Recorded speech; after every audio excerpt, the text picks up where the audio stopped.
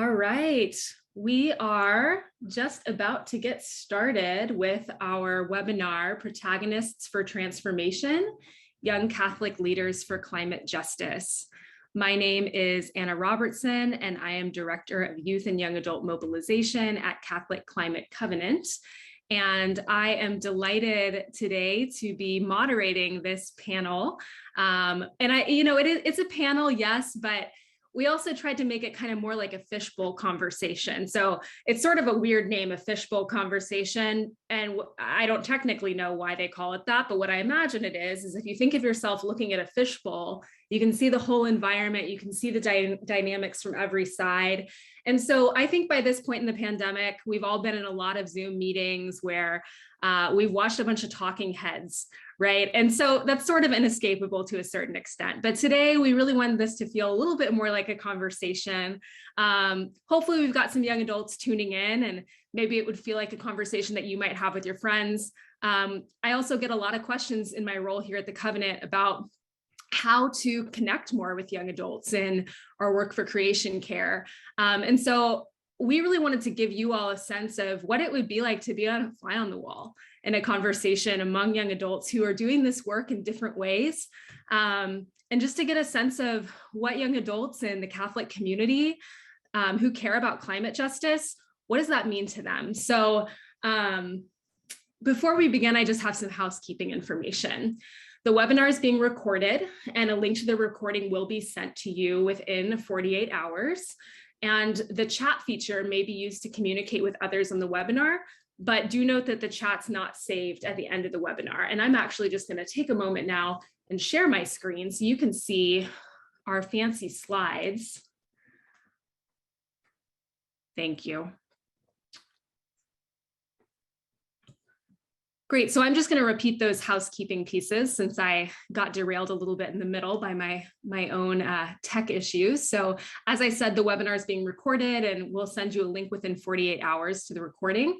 In the chat feature, you can use it to communicate with others in the webinar. Just note that that won't be saved. So if anybody drops an awesome book recommendation in there that you want to make sure you get, write it down, copy and paste into your own computer. And we will have time for Q&A at the end. So when it's time for that, please type your questions using the Q&A box, the Q&A feature. So not the chat feature. That'll help us make sure that those questions all go to one place. And if you have a particular one of the panelists that your question is directed to, make sure to add that information. So we're going to get started here with our opening prayer in just a moment. First, we're going to take a second to just acknowledge the land. So land acknowledgements, for those of you who might not be familiar, they're customary among many Indigenous communities, and they're a sign of respect and reverence for both the land itself and the Indigenous people who steward any given land.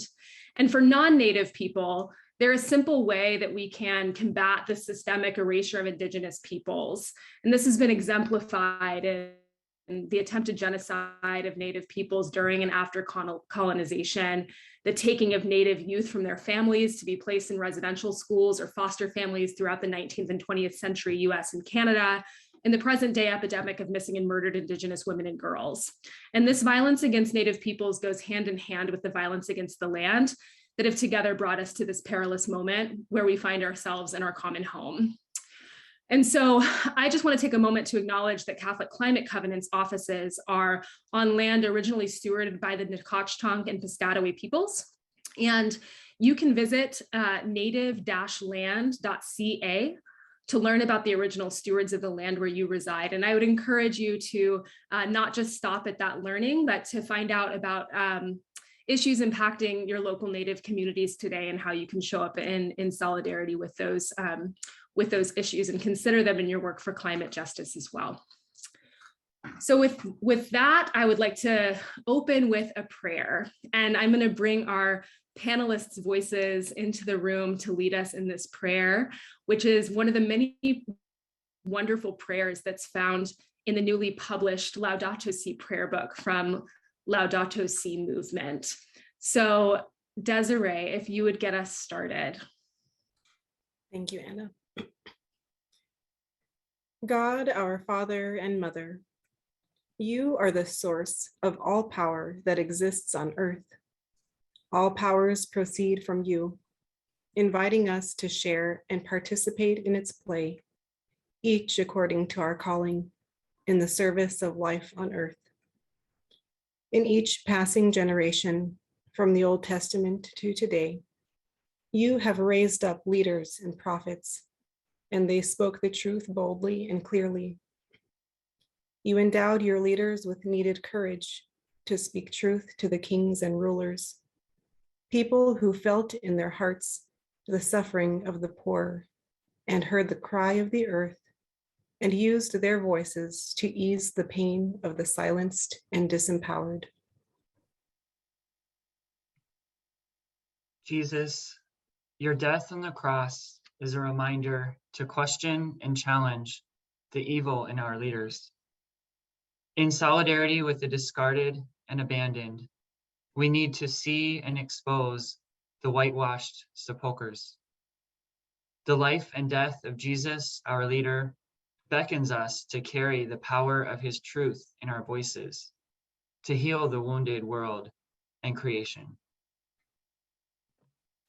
We pray to the same Holy Spirit that once acted in Jesus. O Holy Spirit, wake us up out of our personal worlds. Open our eyes to see the pain and suffering of the people and the cry of your creation. While some amass more, many more go hungry. While some take control of others, others live in fear. While some cause climate crisis, others protect and advocate. Help us see and say those things that must be said. Free us from the fear of consequences and give us the courage to speak the truth with justice and love. With God's power working within us, help us train young prophetic voices and energies to labor to establish the new earth and new heavens, where everyone will use the power shared with them, where there will be no powerful and powerless, where all of us will be the instruments of one great power, manifesting many creative dimensions of your love. Amen. Amen. Thank you so much for sharing that prayer, and to Laudato Si movement for putting together this lovely book that I know will be a resource for so many of us. Now it's probably time for you all to meet our panelists, huh? So we've got this awesome set of 4 young adults from the U.S. Catholic community who are going to be sharing in conversation about their joys and hopes and griefs and anxieties as they relate to climate justice today. And so I'm just really briefly going to introduce them, and you'll get to hear more from them themselves shortly. Today, we've got Luke Henkel. So Luke is an activist and a writer, a former seminarian, a spiritual healer, and current graduate student at Glasgow Caledonian University, where he's pursuing his MS in climate justice. His environmental work began in the Philippines, where he worked on plastics reduction, and he's now focusing on Indigenous spirituality and wisdom in the climate justice discourse. Desiré Findlay spent the past year as an intern for Youth and Young Adult Mobilization at Catholic Climate Covenant, and simultaneously worked a full-time job at a shelter for unaccompanied minors.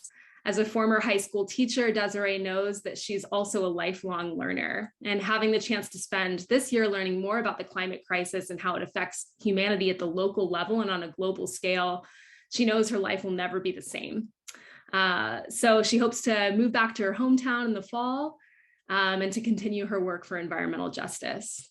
We're also joined by Lucero Soto, who is a community organizer at Sacramento Area Congregations Together, or Sacramento ACT, where she works on a variety of issues, including environmental justice. And she says that she loves being able to keep her faith at the center of her work and to work toward creating a beautiful future for her daughter, a future with hope. And finally, we're joined by Teresa Rojo Tsosie, a member of the Navajo Nation, Director of Religious Education at St. Jude Parish in Tuba City, Arizona, and a consultant with us at Catholic Climate Covenant. And Teresa has, among many of the other projects that she's doing, has been an integral part of the leadership team in process of developing a young adult integral ecology curriculum. So you'll hear more from each of them. Now I'm going to step back and want to just invite us to introduce ourselves, invite you all to introduce yourselves with this question: what has been a turning point for you in your journey toward climate and environmental action? Maybe a moment of ecological conversion, to borrow that term that Pope Francis uses in Laudato Si. So perhaps we can start with you, Luke. And then, as we've all grown accustomed to doing, just for this intro round, Luke, why don't you popcorn to the next person when you're done? Sure thing. Glad to do that. Thanks, Hannah, and thanks for helping put this all together today. I am Luke, and Anna gave the introduction, so I'll just jump right into the question. I actually had my turning point, like I recognize it as a turning point. It just happened, so I'm kind of landing right now from this turning point. I was just in the Philippines doing my research on my master's in climate justice, and I lived for about a month in this community in southern Mindanao in the Philippines, and I recognize, I just like, it's a huge turning point living in the community for me, being so close, learning the language for a little bit of the Pulangian people, and like taking a shower in the rain and just getting to know the people, the daily life there. I'm coming back. I just returned to Seattle about a week ago from my trip, and so studying all this stuff and then living it out, being there with the people was huge. And there's a lot that I need to sit with and process and everything, but I recognize it as a turning point for sure. So I'm excited to see where this turning point will actually take me as I finish up my thesis. And I am going to popcorn to Lucero. Good morning, everyone. Again, my name is Lucero Soto. You hear my little one, she just woke up. This past year, being a community organizer with Sacramento Act, I was a leader for a couple of years before I came on board as staff. But this past year has really been a turning point for me. It was really the first time I was introduced to this area. And so it's been a lot of learning and still ongoing learning. And I really appreciate this space for that. But a couple of our local congregations were really interested in measuring their carbon output. And that's been something that to me, it was just so interesting that a congregation was interested in doing that. That was the first time for me that was introduced to me. And so I was supporting as an organizer to educate the congregation about the importance of it and how we would do that. So this past year has been a big turning point for me to see how much our people of faith are involved in this work. Yeah, baby. And yeah, it's been such a great turning point to see this in our faith-based communities. And I will popcorn over to Desiree. Thanks, Lucero. I would say my turning point actually took place during my internship because, you might think, oh, you had a turning point and so you started this internship, but I mostly was just concerned with environmental justice on an individual scale and was like, okay, I'm not going to use straws, or okay, I'm not going to use this, or I'm not going to do that. And during my internship, learned about environmental justice on a community-wide scale and even, global scale, but connecting with other young adults and seeing what other young adults were doing in their communities and the leadership roles they were taking, and people even younger than me. And I was like, what? People are doing so many things. And now I'm like, I can be involved in those things too. And yeah, just understanding more of the larger scale is what happened for me during my internship. So yeah, and popcorn over to Teresa. Yeah, hi everybody. I'm Teresa, as Anna said, and my turning point really just happened this year when I was along with Anna and two other wonderful ladies on the project that Anna had mentioned in my intro.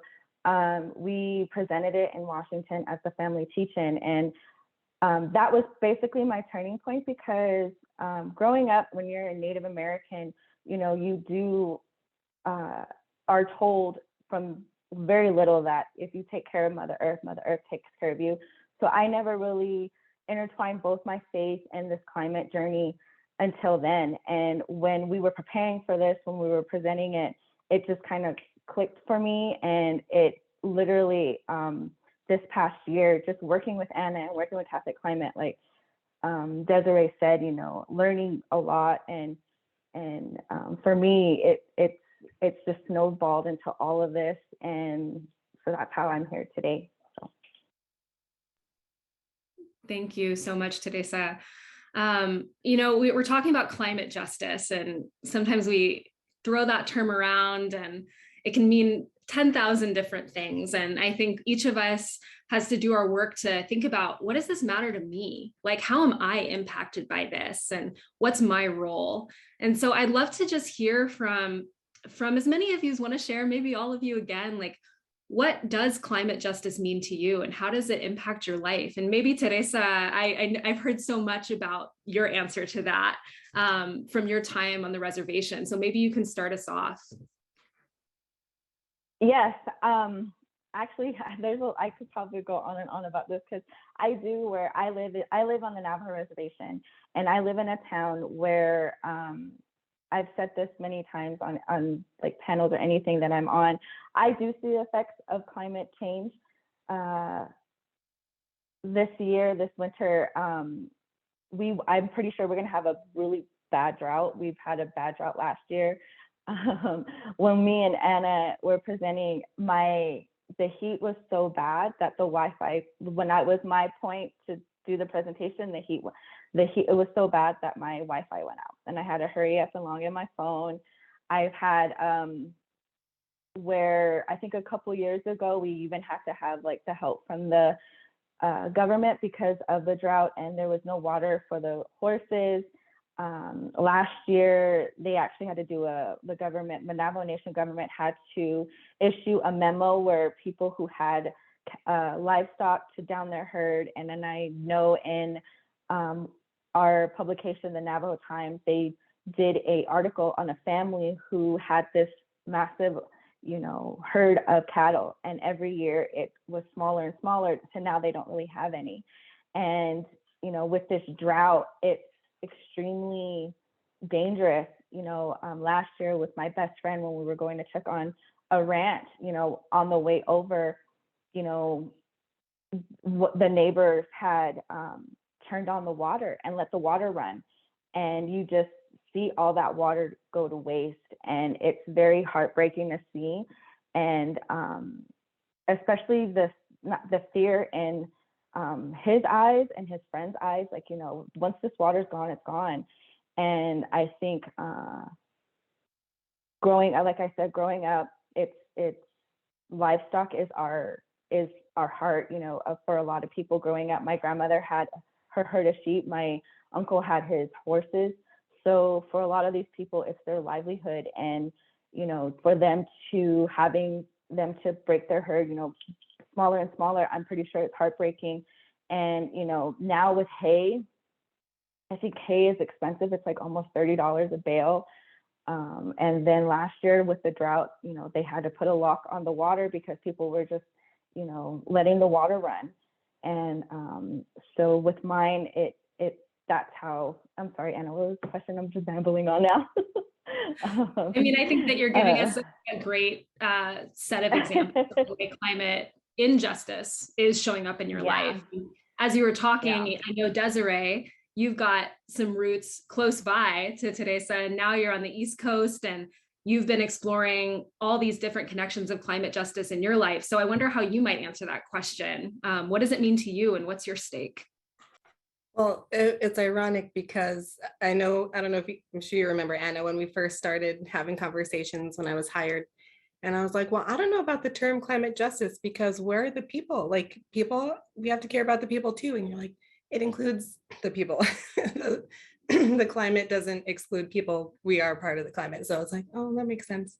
And learning who and what is included in there. And so as Teresa's talking, then I'm making connections, like the livestock is affected, but then that means so are the livelihoods of the people caring for the livestock and living off of the land and depending on that livestock. So the costs and then lose the losses. And so for me, it's been seeing the connection between people and the land, and there is no separation really, and it's all one. We're all part of the climate, we're all part of creation. And so, being in New Mexico growing up and now being on the East Coast and seeing, like my background that you see here is as Luke was pointing out during, just before we hopped on, all the dense trees. This is my view from my room and I love it. But in the distance, and I brought this up before, there's just this huge plume of pollution, and it's some chemical plant out there putting, I don't know what, into the air. So I open my windows and I'm like,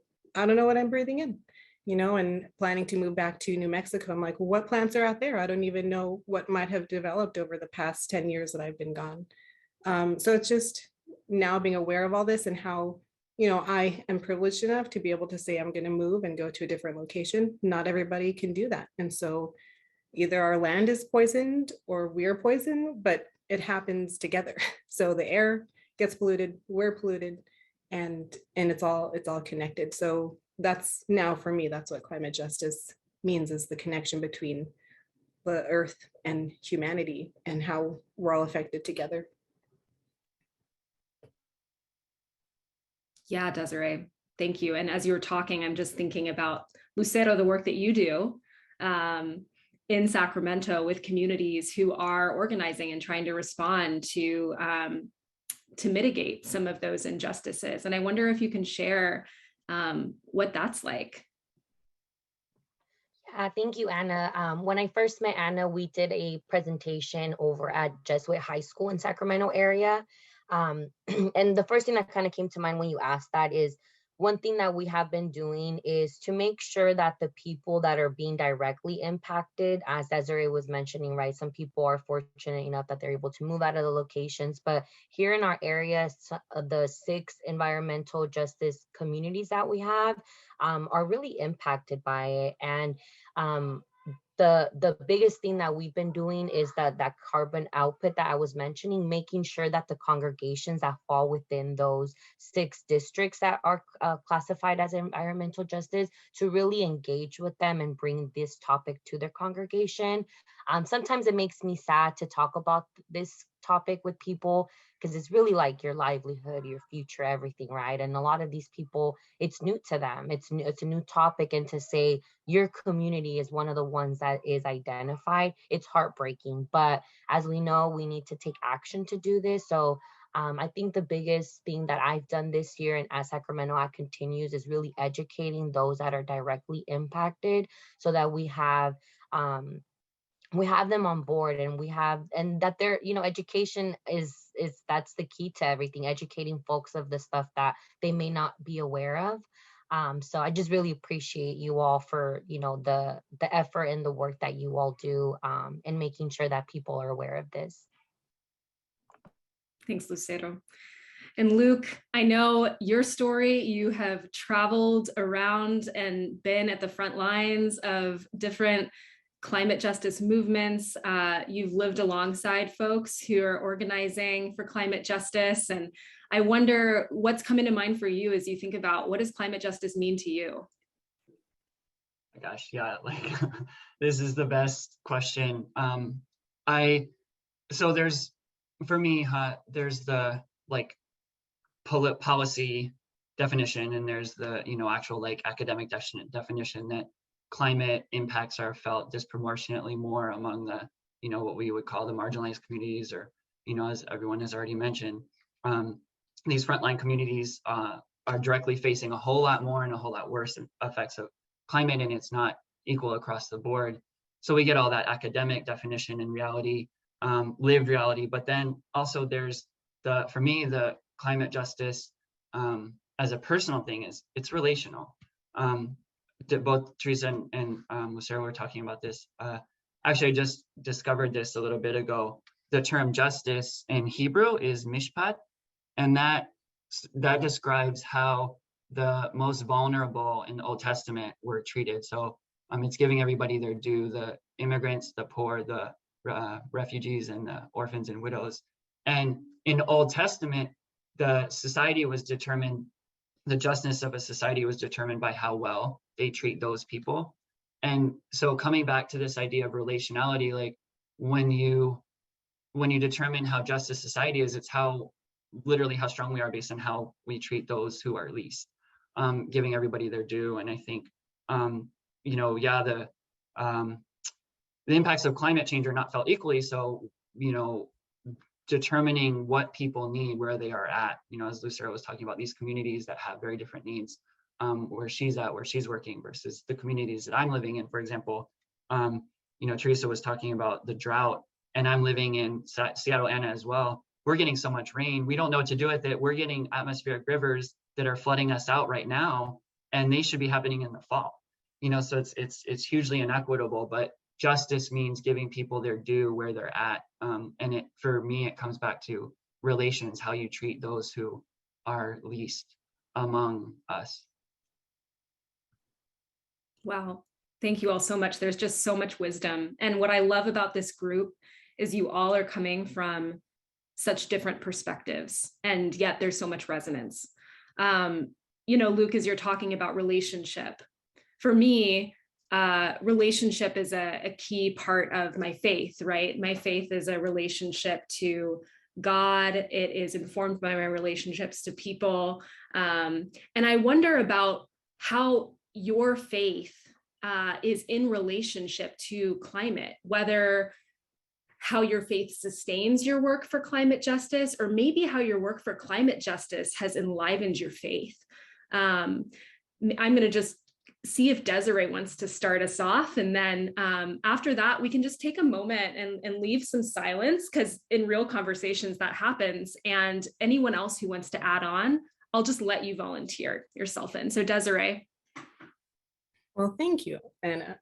So along with my conversion regarding the climate justice phrase, this was another conversion for me, because for me, I grew up Catholic, and so I had a faith life ever since I was a child. But then I also had this concern for the environment, but to me, it was always separate. I never realized until I worked this internship that it was all connected. And, so there's the term eco-spirituality or ecological spirituality.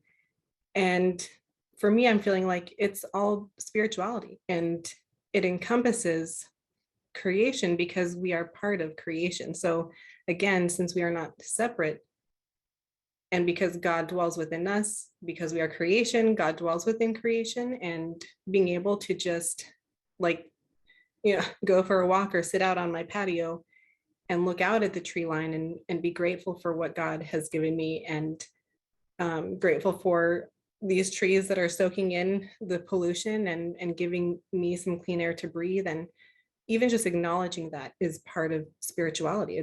It's gratitude, it's acknowledgement, it's recognizing dignity. I think that for me I'm realizing that spirituality for me is recognizing the dignity in other people and in creation around me, and not just recognizing it, but then reverencing it by doing something for it, standing up, speaking out and acting.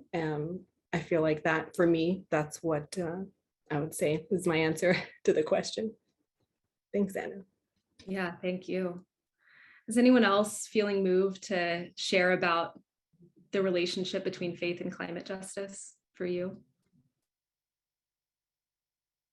I guess for me, like Desiree was saying, your faith life, and mine, I guess I never, like I said, this past year, it's just been a wonderful journey in connecting the two, being Native and Catholic. And, I shared a story during our presentation, when you do anything, you have to thank Creator, or you have to thank, when you're getting plants for medicine, I know you have to thank the ground, like, or anything like that. And then also too, when I visit the ocean, I always try to bring water back, because that will bring the rain. But then you also have to ask for permission, for that water. And then I remember I went on a camping trip last year, and for me, seeing a bald eagle it's for Native Americans and bald eagles, it's, that is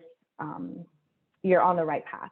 And so when I seen this, I told my friend driving, I'm gonna pull over. And then I'm trying, and my bag, I have my corn pollen, because you know, you have to, with us, you do the corn pollen to pray and to give thanks. And I'm trying to find my corn pollen. And he's like, what are you doing? And I go, well, I have to thank this eagle, because I have to take a picture. I want to take a picture, but I want to ask for permission. And as I'm trying to hurry up and grab my corn pollen, the eagle flew away. And so, but I just remember thinking, you know, like anything that I do, I have to thank, you know, the creator, or thank the animal, or thank the plant. And I think when I'm doing my faith journey or climate justice journey, you know, it intertwined and it connected. And I think for me, it's a beautiful beginning for me to realize that it's connected. And then also too, as many of you may know, you know, Saint Kateri Tekakwitha, she is the first Native American saint, and she is also the patron saint of ecology. And I know for me, on my journey with this, I also tell people, you know, you cannot pray to Saint Kateri Tekakwitha and not worry about her indigenous communities. You know, you cannot, you know, with the land acknowledgement, I always thank Anna for that, for doing that, you know, for having people to realize what land they are on, you know.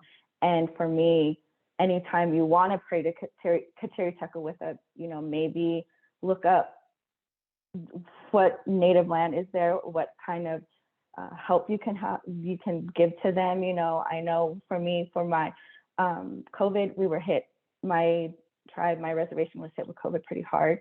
So for me, you know, it's beautiful to know that my climate justice journey and spiritual journey, it's connected. Thank you, Teresa.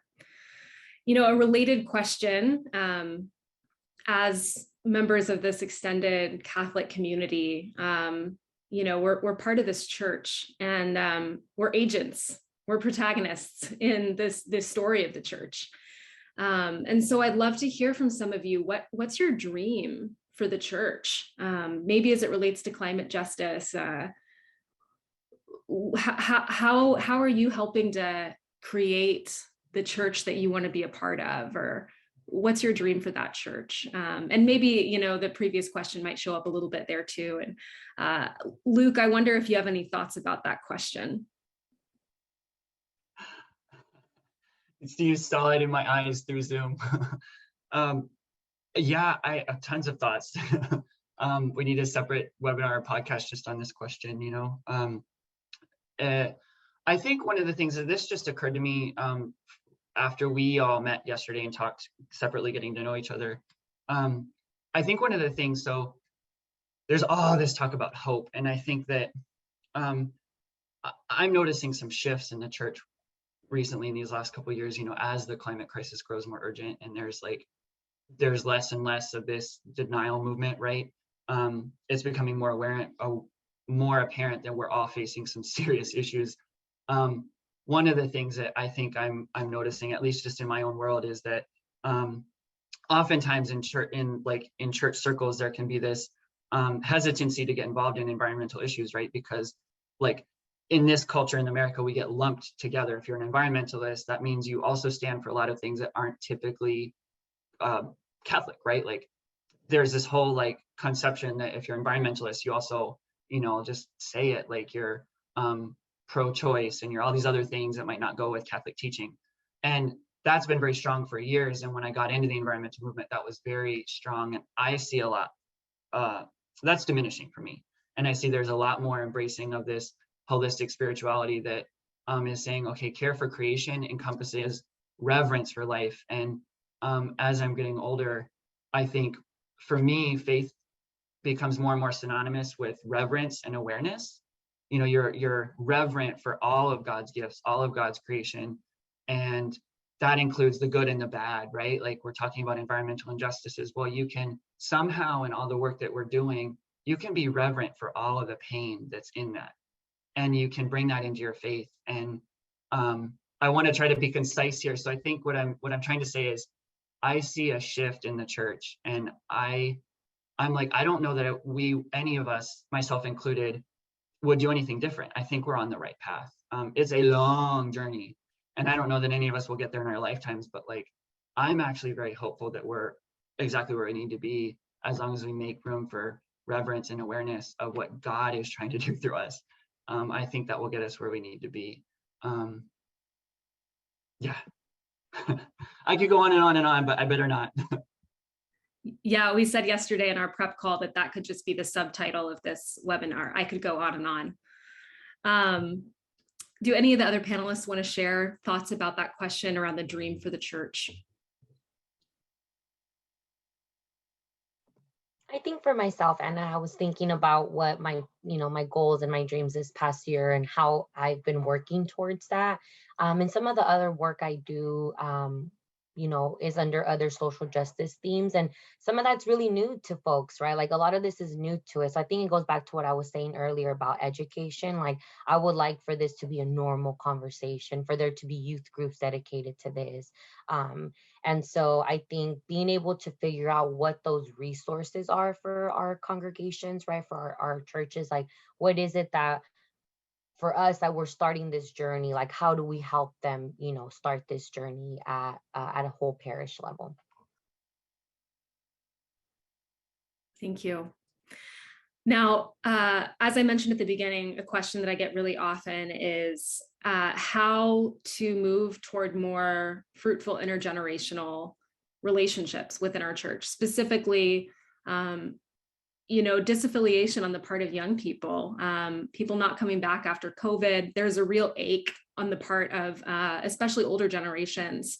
There's a feeling of that lack of the presence of young people, and a question of how do we get more young people to come is often the way it's worded, right? But how do we meet the pastoral needs of, how do we create a space where young people feel like their needs will be met so that they show up? And so we've got some young people here, and similarly to thinking about your dream for the church, and this is a question, if time allowing, I'd love to hear from everyone. We've got about 7 more minutes before we'll move into Q&A. But what do you desire in your relationships from other generations, especially older ones? I'll just open it up.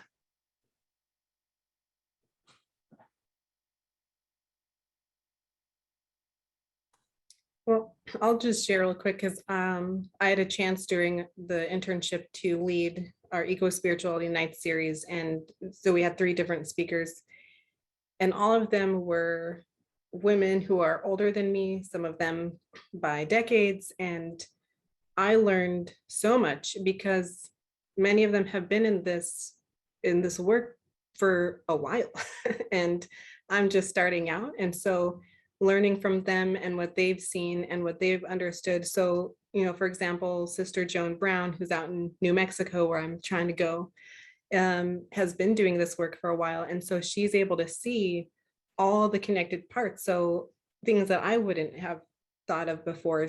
For example, she says, if we're going to shut down this plant, like think about the jobs and that it's providing, but also think about the income it's providing probably to some of the public schools, and how are we going to supplement that income, or how are we going to create other jobs? And so it's all connected, and we can't, I can't just say, okay, we're just going to do this, but not think about the effects that it has, positive and negative, on the community around it. So things like that, that's what I am happy that I can learn from older generations, and then younger generations, because there are people younger than me in this conversation who have already been doing more than I have. And so, how they have been sustained in this work as a minority.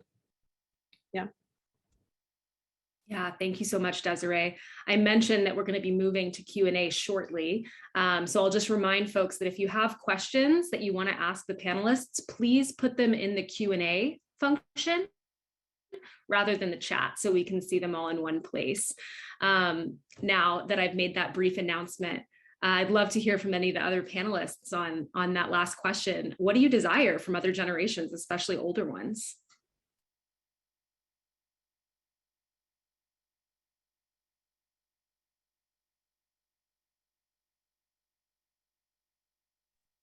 That is a good question. I think for me, I think for both like, you know, my generation or the older generation, and just be open to listen.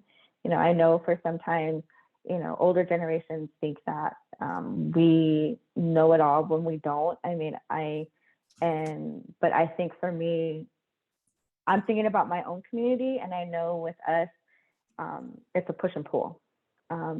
Older generations, they tend to criticize and they want to be right all the time. And it's the same thing with my generation and the younger generation. But I think for me, for my hope is just to listen, just to actually listen and not try to pass judgment. I think for me, because I'm thinking about my own community, which is far more about than the climate justice or climate, you know, and so, but I think that's for me, just to be open to listen and to listen fully and not just be like, yeah, I'm listening, but actually take in what we're trying to say and what we want and what we want to do. Thanks, Teresa. Luke, I saw you come off mute, so I think you maybe were about to share something too. I was, and then Teresa said it so eloquently and beautifully and simply too. You know, I was going to speak to that about listening. I think one of the things that I feel very strongly in my relationships with older people is that, like, both of us, you know, younger and older, are interested in like subconsciously and also consciously often in getting this other generation or these other people or this group or that group to be where they want them to be, right? Like, we want to change people. We have that very deep desire in us to like bring people on board. And I think that's very strong, no matter who we are, or what age we are, when we feel very convicted, right? We want to get other people to be as convicted as we are. And I recognize that, and I don't want to give up on that. I think that one of the most important things is to be fully aware. That's a faith journey for me, is being aware of that conviction of getting other people to change and stopping that, stepping back. And like Teresa said, just listening to people. Be where they are. Don't be where you want them to be. Be where they are. Learn that. That's a skill that you learn. And listen deeply. Like, there's a Buddhist peace activist, Thich Nhat Hanh, he actually just died in January this year. And throughout all of his life, he lived to be like 95. And he taught the skills, deep listening. You know, that's a very Buddhist thing, but like, it can be practiced by anybody. Deep listening means where are people at? And I know, Anna, you and I talked about this a couple of weeks ago on a call. We were talking about when we really desire young people to come to the church, we can often say, oh, why aren't they there? Why aren't they in the church? Why aren't they in the pews? What, you know, it's almost like we're saying, oh, what's wrong with them that they're not coming to the church? But like, what can we do to ask, where are they? Like, where are they? Physically, spiritually, mentally, emotionally, where are they? What are they doing? What are their fears? What are their dreams? And really listening to that, honoring that, I think is a beautiful place to start. Yeah, and I would like just to share for just 1 second. Thank you. I think to me as a parent, like, it's super important to learn from all of you all, from our older generations to our younger generations, what it's going to take to keep this fight going. I think in the beginning of my intro, Anna mentioned that I said I want a future with hope, right? Like, some of the stuff that we work with, sometimes it can be so heartbreaking, right? And then, like, I ground myself in my faith to know that God gave us all of this and that it is our obligation to take care of it. And so what I would love to learn from our older generations, what did they do to preserve what we have now, right? What did the fight that look then? How can we continue that? And with so much more and more people that we can have join on this, I would just love to know how to continue that effort, so that my daughter, probably will still have to fight that effort too, but so that we have all the tools needed to be able to move forward. Thank you all so much for those responses. And several of you mentioned listening. And so hopefully today this has been a practice of listening, both for the panelists amongst each other, for those who are tuned in now or on recording, deep listening to these diversity of perspectives. And now shifting into Q&A, we'll have the chance, those of us who are on camera here, to listen a little bit to some of the questions that you all have, and to share some of our thoughts on those as experts on our own experience. And so again, if you have questions, please put them in the Q&A function.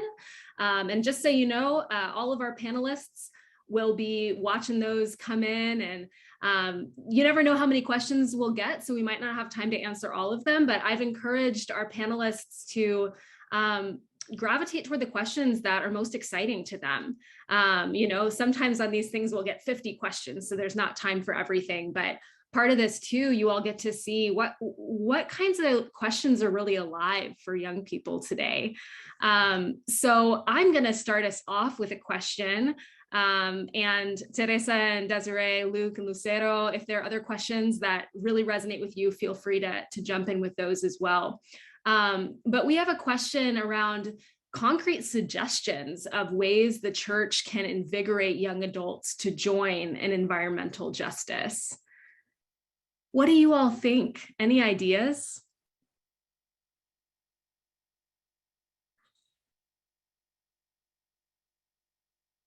I think for my parish, you know, anyone new we see, I have to, until recently, I clean up afterwards, you know, and everything. And then so I make my mom, if I see anybody new, to go in and ask them who they are and, you know, just make them feel welcome. I think if you just yourself go up to somebody and ask them like, hey, this is what we're doing, just a simple invite, that's like the first step. That's what I think of, you know, just simply going up and trying to talk, and just the simple invitation, you know, I mean, we all got asked for this invitation, and so we're all here. So for me, that's what I would, if it was in my community, if you just simply came up to me and asked me, or just, hey, I need help on this, or I want a conversation on this, you know, I think that for me, that's the first step.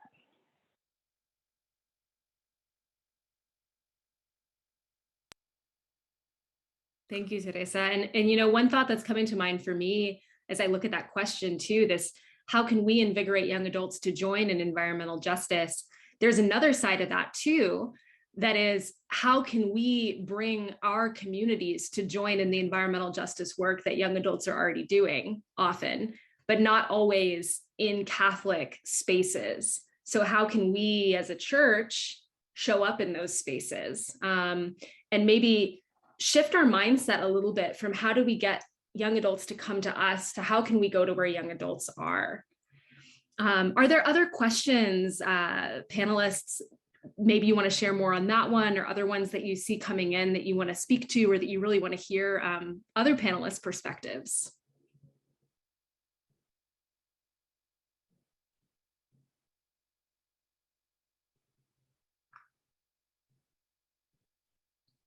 And I know that on these sorts of webinars, we're not used to silence, but as a former retreat minister, I am pro normalizing silence and just reminding folks that in real life, we have silence in conversation. It allows time for processing.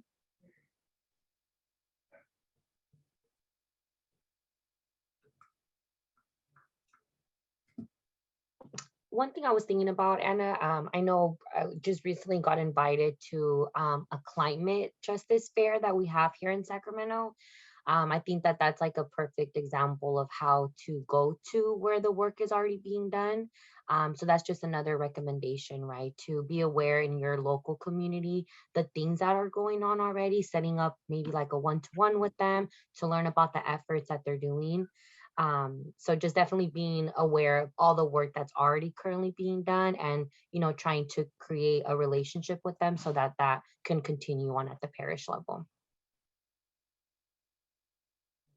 Yeah, relationships so important. And sometimes it's slow work as well. Adrienne Marie Brown, who's an organizer and activist, talks about moving at the speed of trust in our work. And I'm pretty sure she's quoting someone else too. But I love that. What else? What other questions? We've got a great one here around what energizes you about the I was just going to ask that one, Anna. Great, Lucero. Let's hear it. Me too. I saw that. I didn't know it. I was like, hey, you guys. But You could take it, Teresa. I think what energizes me is today, all of us in this conversation, and I think about knowing everybody and meeting everybody, I think that's what energizes me more, is how more younger people and older people, as it was in the conversation that we had today, are getting, I guess, energized. I couldn't think of another word. And I think that's what's more exciting, is that the more people are joining this fight, with us. I think it's exciting, and I can't wait to see how it goes. I think when I saw that, I was like, what energizes me? I think it's just today, being with you all and knowing and seeing these questions that we had. That's what's exciting. And I think we still have a long way to go. Don't get me wrong. But I think this is just a part of it.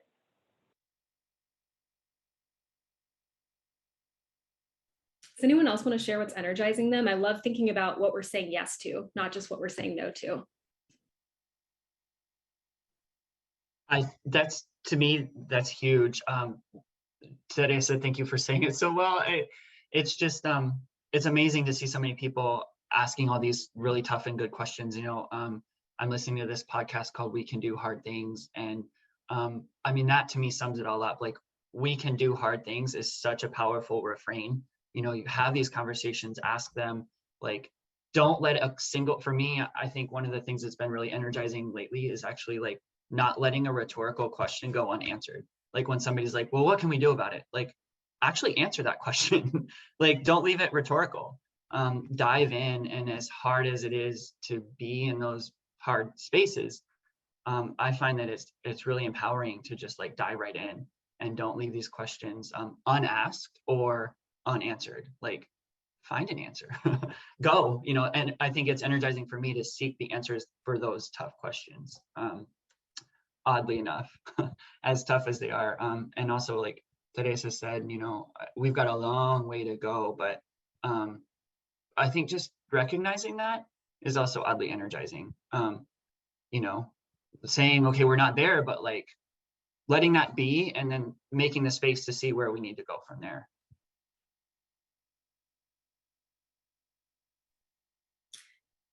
There's another question that I really like. What are your visions for your work, and what can we do to propel that vision in our own communities? I think it's kind of related to that, like what energizes you, thinking too about what's that dream for the church. So I wonder if anyone has any insight, what are your visions for the work, and how can folks on this call show up for that vision?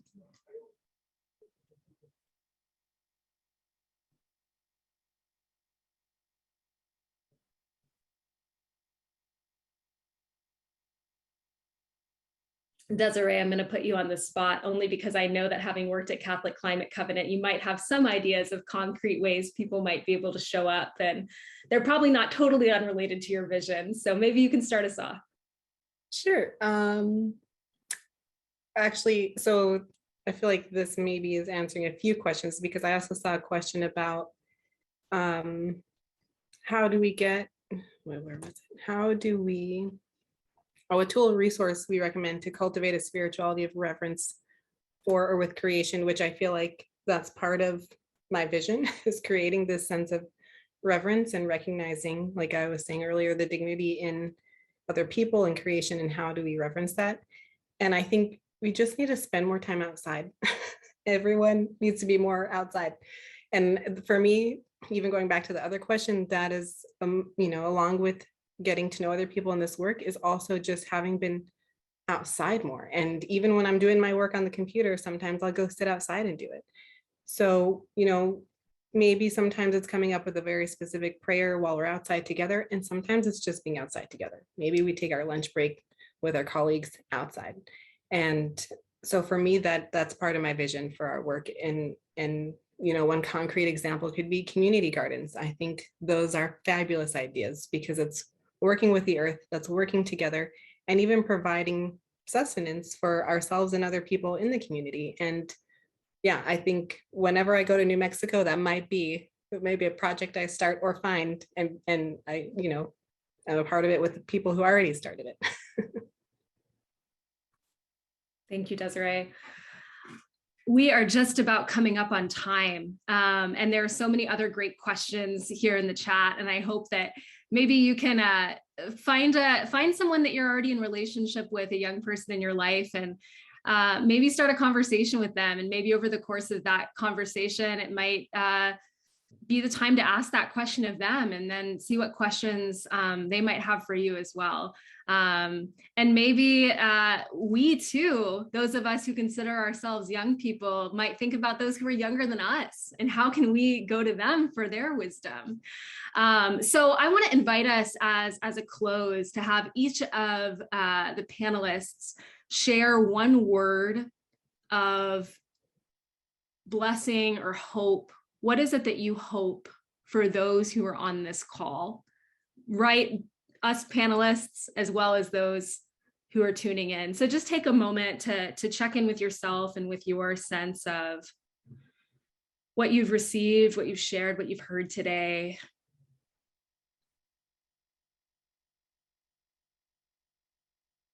And I'll start us off, and I'll invite folks to share. So my hope for everyone gathered here is for courage. And Desiree, what's your hope? Illumination. And Lucero? Unity. Teresa? I would say the beauty, because today was really beautiful. I would say the beauty, and yeah, the beauty. And Luke? Yeah, awareness. Awesome. Greater awareness. We'll close with another prayer from the Laudato Si movement prayer book. And this is the prayer for listening. Most blessed Holy Trinity, Creator, Savior, and Ruach, through your word of life, all was and is created. All was redeemed and is called to redemption. All was united in your bosom of love and is called to live in communion. Because of you, dear Trinity, all of creation is a constant exercise of listening to your word, so that we can embody the word in our own lives. Teach us, therefore, how to truly listen to your creating and creative word. Remind us that your word is present and can be heard in each living being. May we listen and learn from your message present throughout nature.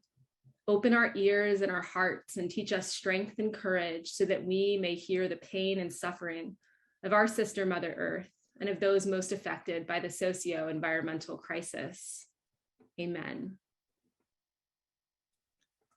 And so in closing, just a few notes. So our website is catholicclimatecovenant.org. And you can email us at info@catholicclimatecovenant.org. And a recording will be available within 48 hours. Thank you so much to Teresa and Luke and Desiree and Lucero, to Paz, who's behind the scenes helping out with tech, and to everyone who's joined us today. This has been a wonderful conversation, and I hope that you'll stay in touch. Blessings.